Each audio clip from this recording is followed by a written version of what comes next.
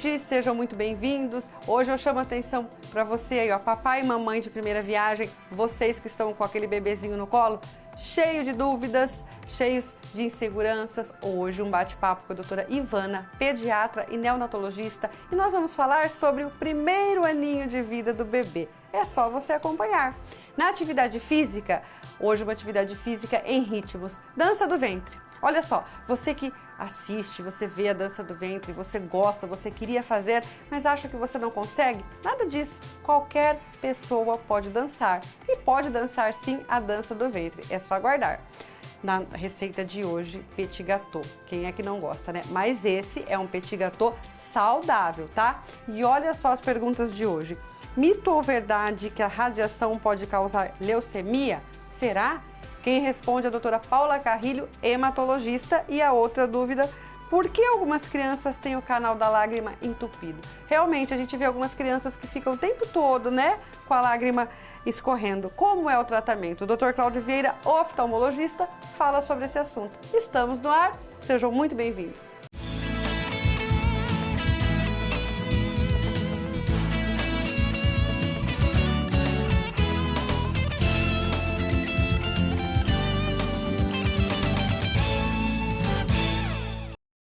E hoje eu inicio o programa com a doutora Ivana, pediatra e neonatologista, que está aqui ao meu lado, para falar exatamente do primeiro aninho de vida do bebê. Boa tarde, doutora Ivana. Boa tarde, Maíta. Seja muito bem-vinda aqui em Prudente, é a primeira vez que você está gravando conosco. Eu que agradeço o convite, muito obrigada. Bom, eu acho assim, o primeiro aninho de vida do bebê, para a mãe, né, as mães de primeira viagem, é um pouquinho mais complicado, não é? Vem cheio de insegurança. Com certeza. O primeiro ano de vida é o ano mais delicado para a família, né? É o início da relação mãe-filho, pai-filho. É um período de grandes desafios para a família. E descobertas, né? Muitas descobertas. Vamos iniciar com a questão do aleitamento materno, né? Qual é o ideal para que seja, por quanto tempo a criança deve mamar no peito da mãe? Hoje o que a Sociedade Brasileira de Pediatria recomenda, a Organização Mundial de Saúde, é até 2 anos ou mais. Mas o aleitamento materno exclusivo, que significa dar apenas leite materno para o bebê, sem suco, sem água, sem chá, sem nenhum outro líquido, a gente recomenda até 6 meses. Sem nada mesmo, né? Sem nada chá mesmo. E dá certo, e funciona. Dá certo, né? A gente acompanha os bebês e eles são extremamente saudáveis. Enfim, é muito bacana o aleitamento materno exclusivo para a criança. Doutora Ivana, existe alguma mãe que não tem leite para amamentar? Ou são vários critérios que fazem com que talvez esse leite não venha, mas na maioria das vezes isso acontece? Sim, pode acontecer da mãe não ter leite. Existem alguns problemas na amamentação. Às vezes mães que fizeram redução de mama podem ter dificuldade em amamentar, dependendo da técnica cirúrgica que foi utilizada. Às vezes as mães têm bico invertido e no pré-natal não se aproveita a oportunidade para tentar virar o bico, mas isso representa uma parcela pequena. Da população. A imensa maioria das mulheres tem leite e é capaz de amamentar. Sim, né? O que é preciso é a autoconfiança. Com certeza. Bom, a partir do 6º mês, o que pode colocar, o que começa a introduzir na alimentação do bebê? O interessante, quando nasce a criança, depois da alta da maternidade, ela sempre é recomendado que ela procure um pediatra ou um serviço de saúde para fazer o acompanhamento. Esse acompanhamento. Que a gente chama de puericultura. A puericultura é o segmento da criança normal e sadia, quer dizer, não há necessidade de esperar o bebê ficar doente para levar ao médico, deve levá-lo sadio. Certo. Fazer consultas periódicas. Nessas consultas a gente vai avaliar o ganho de peso, como é que está indo o aleitamento. E quando vai tudo bem, aos 6 meses a gente introduz a alimentação complementar. Ou seja, a gente introduz outros alimentos. A mãe continua amamentando e ela então introduz as frutinhas, a papa de legumes, o arroz e o feijão, as carnes, o ovo, tudo sob orientação. Bom, uma coisa que acho que deixa a mãe muito agoniada são a questão das cólicas do bebê, né? Uhum. Todo bebê tem cólica, por que o bebê tem cólica e o que fazer quando tem cólica, né? Não todos os bebês têm cólica, mas a imensa maioria tem cólica. Na literatura a gente lê algo em torno de 30%, mas na prática é muito mais do que isso. E à noite, né? À noite tudo piora, né? A cólica é a doença dos 3. Ela aparece em geral com 3 semanas de vida. Ela dura mais ou menos 3 horas por dia e ela vai embora por volta dos 3 meses de idade. Que bacana. E ela sempre começa no finalzinho da tarde, comecinho da noite. Então. São dores fortes, a criança chora inconsolavelmente, ela grita. E aí você imagina e a família fica desesperada e não sabe o que faz, e bota para mamar e não melhora, e vira de ponta cabeça, enfim, faz mil coisas. Mas depois passa. Agora, em relação àquela criança que regurgita e tem pessoas que confundem com o refluxo, como é isso? Como que é isso? E também tem a questão do bebê arrotar, né? Uhum. Tem mãe que tem medo de colocar o bebê no berço enquanto sem ele arrotar. Sem arrotar. Sim. Isso realmente é muito perigoso. E aproveitando essa questão, hoje em dia pede-se para que coloque-se o bebê de barriguinha para cima? Já faz alguns anos. Já faz uns 15 quando eu digo assim, anos ou mais, que a recomendação é bebezinho de barriga para cima, vários trabalhos comprovam. Antigamente era de lado? Antigamente era de lado. E explica pra gente o que mudou, doutora Ivana? Estudos. E não... literatura mesmo, evidências científicas de que o bebê de barriga para cima, ele tem uma menor incidência de morte súbita, que é uma coisa rara, mas que infelizmente acontece, e que não prejudica no refluxo e nenhum outro tipo de patologia. E se voltar o leitinho enquanto ele está... Ele tem reação o leite escorre e não volta para ele. Olha só, então. Bom, e essa questão do refluxo? Quando é que os pais têm que ter um alerta que está fora do normal, esse retorno do leite? Então, o refluxo, ele é fisiológico até 6 meses de idade. Existe uma válvula que separa o esôfago do estômago e essa válvula ainda é imatura quando o bebê nasce. À medida que o leite desce, se ela não fechar corretamente, ele pode subir, né? Certo. Um certo grau de refluxo é tolerável em todos os bebês até 6 meses, desde que não prejudique o dia a dia da criança. Se a criança, então a gente até classifica o bebê como vomitador feliz ou a criança que tem o refluxo gastroesofágico, a doença do refluxo. Bom, nesse primeiro aninho de vida do neném, até pra gente encerrar, eu gostaria que você deixasse uma mensagem para as mães. E o que acontece mais no consultório? Qual o maior medo, qual a maior preocupação das mães e dos pais, mas assim, os que estão com o primeiro bebê? A primeira preocupação é em relação ao benefício do aleitamento materno. A certeza de que está sendo bem sucedido. Existe muita insegurança por parte da mãe. Certo. Porque ela é a única fonte de alimentação do bebê. Isso é uma responsabilidade muito grande. As mães de primeira viagem têm dificuldade de se empoderar realmente e saber que aquilo que ela pode ter todo o alimento que o bebê necessita. E tem, né? E a gente acompanhando vê que dá certo. Né? E aí elas caem nas armadilhas, né, de oferecer o leite na mamadeira, que é prejudicial, que é arriscado, porque se o bebê conhece muito novinho o bico da mamadeira, ele aprende a sugar a mamadeira de uma forma diferente do que ele suga o leite materno. Isso chama confusão de bico. E aí é verdade que ele começa a alargar o aí leite quando materno. Ele vai sugar o peito, ele suga como se fosse a mamadeira, e dessa forma o leite não vem. Aí ele abandona o peito e fica com a mamadeira. E a mãe entende que ela não tinha mais leite, mas não é isso. Não é isso que aconteceu. Entendeu?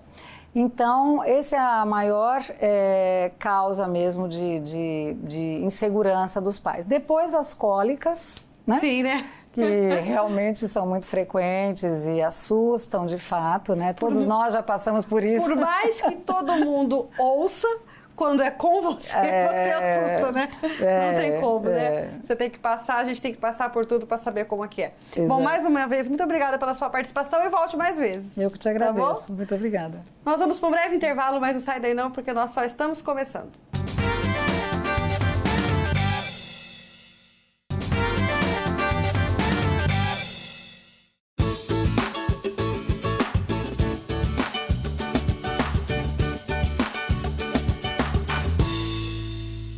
Estamos de volta e agora a gente vai para aquele quadro saboroso, gostoso. E hoje a Lilian deixou mais romântico, né? Porque é dia dos namorados, né? Exatamente.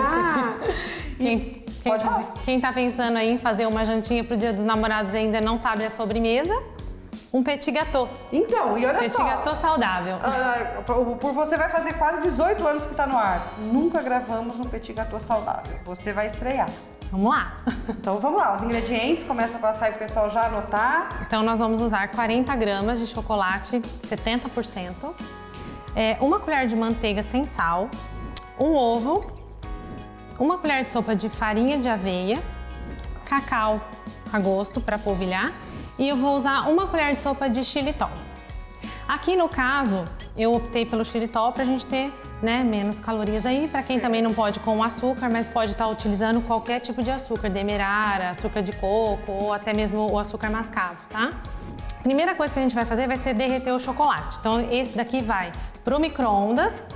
Então eu vou colocar o chocolate. Essa quantidade é para um? Exatamente, já dá a quantidade certinho. Aí aqui a manteiga. E aqui você pode até derreter no banho-maria se quiser, mas no micro-ondas 30 segundinhos é suficiente. Certo, tá? Vamos lá.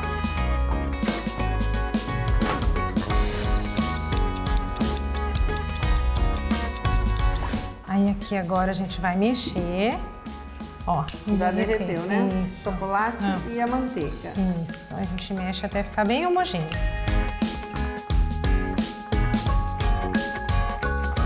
Aí agora a gente deixa aqui reservado. Vamos para a massa. Então, um ovo, o xilitol. Aí aqui a gente só vai bater com o garfo, tá? Bate bem, até para tirar aquele cheiro de ovo, né? Para não ficar aquele cheiro, bate bastante, ó. Incorpora.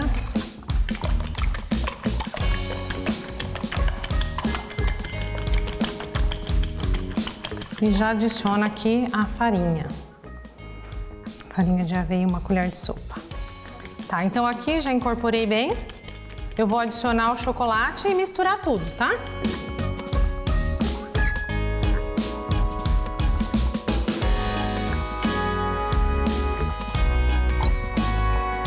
A gente não é só mexer, tem que mexer bem.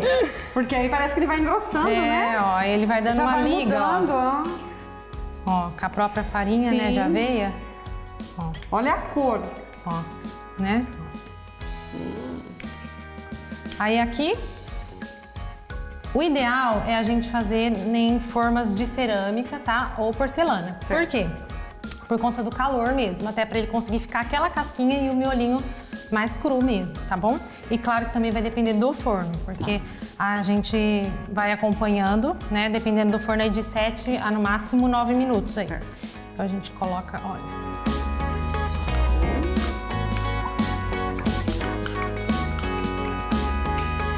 Quem quiser fazer vários, vai dobrando a receita, né? Isso. Depois vai tudo pro forno, porque agora vai pro forno, viu, gente? Só vai dobrar. pro forno, né? Vai. E não é no forno de micro-ondas. Não, forno convencional, forno. Também não fica muito tempo, né? Não, é rapidinho mesmo, é só o tempo do ovo mesmo e formar aquela casquinha do lado. Então 7 minutinhos, no máximo 9. Vai no forno alto, Então vamos lá. tá? 200 até graus. aquecido, né? É, 200 graus, certo? Então vamos lá.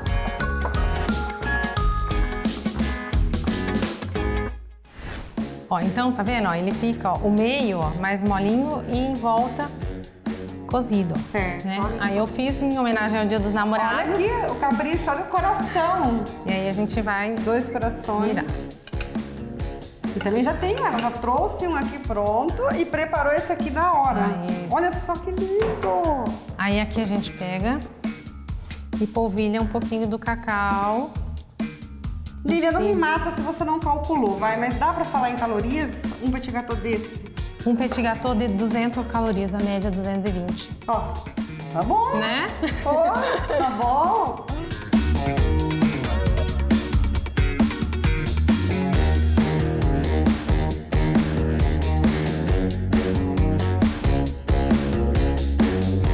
Gente, olha isso aqui. Olha que... Bom, esse negócio de só olha não vale. Agora eu vou provar, né? Pelo amor de Deus. Vamos ver.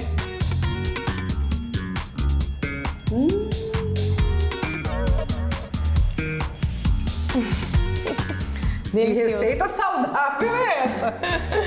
Meu Delícia, Deus! Maravilhosa! Tem baixa caloria assim mesmo?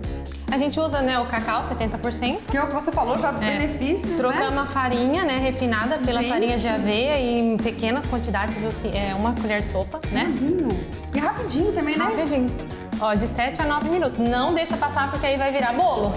Ó, marido, porque nós as esposas ou as namoradas fazem pros nossos respectivos, né? Mas vamos inverter, gente. Faz pra... Não, mas eu não vou acertar. Será que acerta? Acerta, é muito fácil. Aproveita e surpreenda a sua namorada. Então, ó, pra hoje à noite. Lilia, um beijo de longe. Eu que Obrigada. agradeço. Amei, tá bom? E olha só, falar em surpreender, hoje na nossa atividade física, porque você tem que manter o corpo em movimento, dança do ventre. Bom também, né? Oh. Bom também, né? Vamos ficar agora na companhia da Chaya Azurá. Boa tarde, Chaya.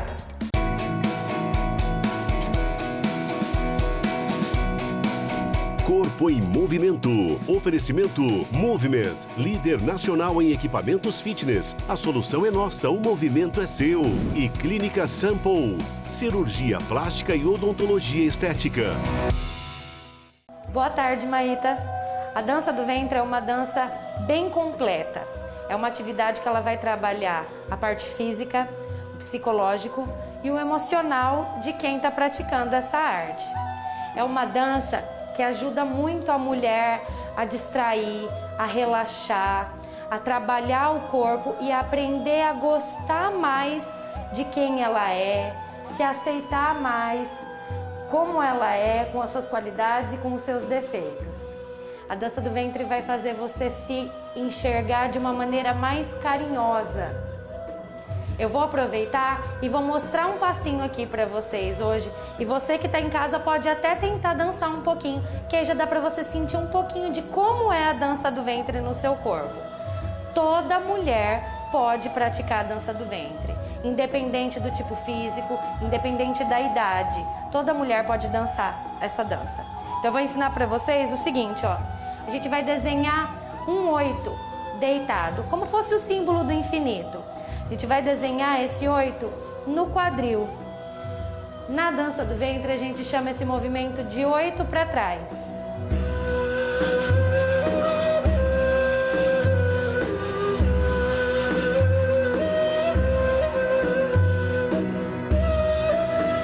Eu vou ensinar um outro movimento agora para vocês, que vocês vão sentir bem a região do quadril, toda essa região pélvica aqui. A dança do ventre ajuda muito a trabalhar toda essa região e a desbloquear energias que possam estar paradas aqui na região do quadril. Então a gente vai deixar os dois pés no chão e vai imaginar um círculo, como tivesse dentro do seu corpo. E você vai desenhar esse círculo bem pequenininho com o seu quadril.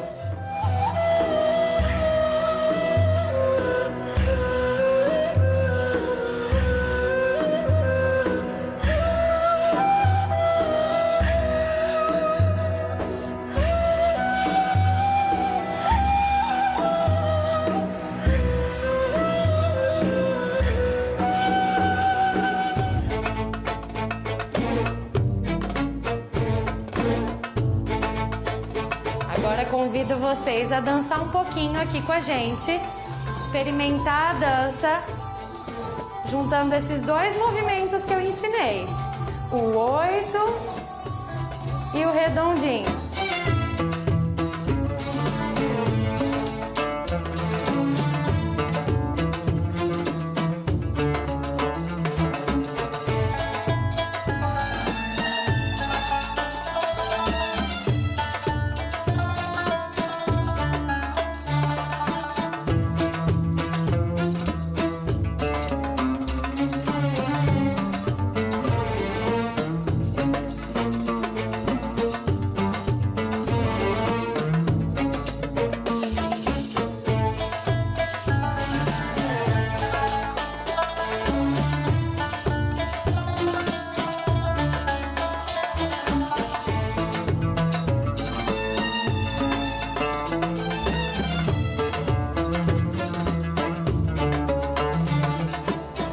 Obrigado, Maíta, pelo convite. Espero que vocês tenham conhecido um pouquinho do que é essa arte tão maravilhosa que é a dança do ventre. E fica meu convite para todas as mulheres dançarem um pouquinho, experimentarem um pouquinho dessa arte. Até uma próxima participação.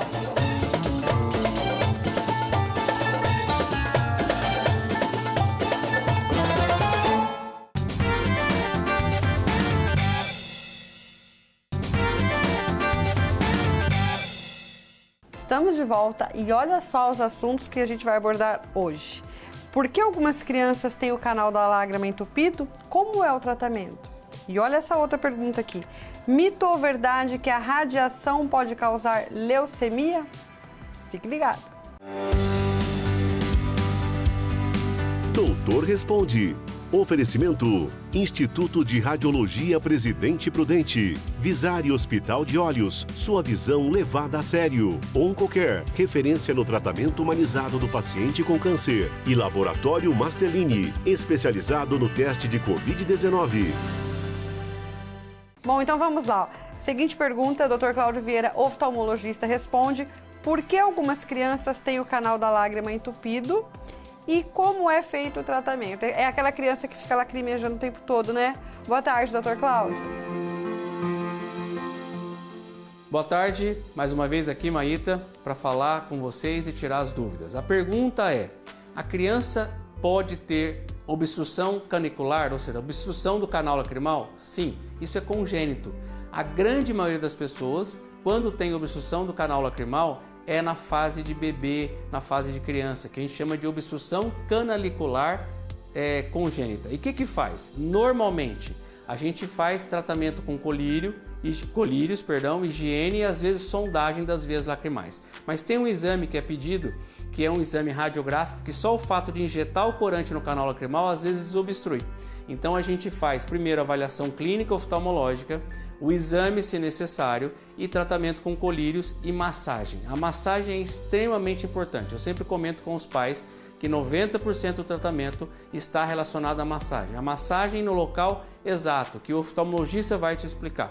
Pode acontecer também a obstrução canalicular em adultos? Sim. Às vezes o paciente já tem um canal um pouco estreito, já acumula um pouco de secreção, a secreção fica mais endurecida e aí pode levar uma dacriocistite, que é o processo inflamatório da glândula lacrimal inferior. Consequentemente fica inchado, vermelho, quando aperta sai muita secreção. O que tem que fazer? A grande maioria desses vão para a cirurgia, tá? Por quê? Porque com massagem não vai resolver. A massagem normalmente tem bons resultados nas crianças e nos bebês principalmente, nos adultos não. Então, dacriocistite ou obstrução canalicular pode ocorrer na criança e pode ocorrer no adulto, mas principalmente na criança. Procure sempre o oftalmologista e tire suas dúvidas. Obrigado, uma boa tarde, bom final de semana. Obrigada pela participação, Dr. Cláudio. E esta questão da radiação e leucemia, mito ou verdade que a radiação pode causar leucemia? Quem responde é a doutora Paula Carrilho, hematologista. Boa tarde, doutora Paula. Boa tarde, Maíta e aos telespectadores. Em relação à pergunta da radiação desenvolver as doenças oncológicas, leucemia, é verdade. Porém, não são todos os tipos de radiações que são fatores de risco. O que favorece é que quanto maior a dose e a penetração no tecido, pode causar as doenças oncológicas. Por quê? Porque essa penetração, quanto mais profunda, ela quebra a cadeia de DNA e quanto mais ocorrer esta quebra, vai surgir mutações que irão desenvolver a leucemia ou uma doença oncológica. Então, para isso, o tecido tem que ser sensível a essa radiação, a idade, as comorbidades. Isso facilita o paciente desenvolver a doença. Um exemplo clássico foram os ataques nucleares no Japão na Segunda Guerra Mundial, em que a população desenvolveu leucemia. Outro exemplo clássico é a usina nuclear de Chernobyl. Então, foram observados a população com doenças tanto oncológicas quanto a leucemia. Gostaria de agradecer a você, Maíta, e espero ter contribuído. Até a próxima. Obrigada pela participação, doutora Paula. Um beijo para você. Chegamos ao final de mais um programa. Sábado que vem tem muito mais. E olha só, já vai acostumando com esse horário novo, tá? 12:30, eu quero você aqui ligadinho no Por Você no SBT. Ou você almoça antes, você almoça depois, ou você almoça assistindo, mas eu conto com você. Um beijo, até lá. Tchau, tchau.